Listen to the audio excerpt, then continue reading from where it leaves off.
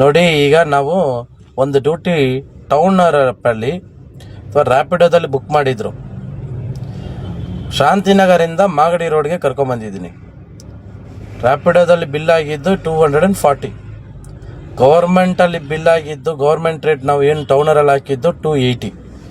ನಾನು ಅವ್ರಿಗೆ ಒಂದೇ ಕೆಲಸ ಮಾಡಿದೆ, ಬೇರೆ ಏನು ಅವ್ರಿಗೆ ನಾನು ಏನು ತೊಂದರೆ ಕೊಟ್ಟಿಲ್ಲ.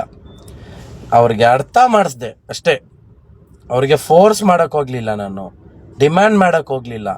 ಅವ್ರಿಗೆ ಅರ್ಥ ಮಾಡಿಸ್ದೆ.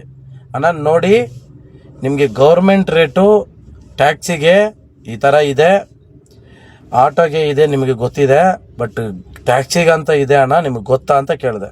ಪಾಪ ಗೊತ್ತಿಲ್ಲ ಅಂತಂದರು.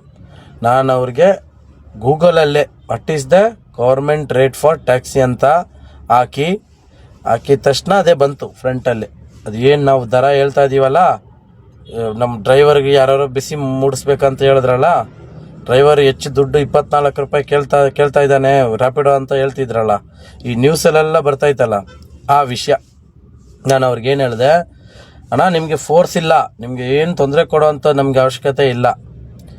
ನಿಮಗೆ ಒಂದು ವಿಷಯ ತಿಳಿಸ್ಬೇಕು, ಈ ಥರ ನಮಗೆ ಪೀಕಲ್ಲಿ ನಿಮಗೆ 10 ಕಿಲೋಮೀಟ್ರಿಗೆ 500, 600, 700 ಹಾಕ್ತಾರೆ. ನಾನ್ ಪೀಕಲ್ಲಿ ನಮಗೆ ಆಟೋಗಿನ್ನ ಕಡಿಮೆ ರೇಟ್ ಕೊಡ್ತಿದ್ದಾರೆ. ಹಿಂಗಿದೆ ಅಣ್ಣ. ಒಂದು ಆ್ಯಪ್ ಬಂದಿದೆ, ಟೌನರ್ ಆ್ಯಪ್ ಅಂತ, ಅದರಲ್ಲಿ ಗೌರ್ಮೆಂಟ್ ರೇಟಲ್ಲಿ ಆ ಆ್ಯಪ್ ಓಡುತ್ತಣ್ಣ.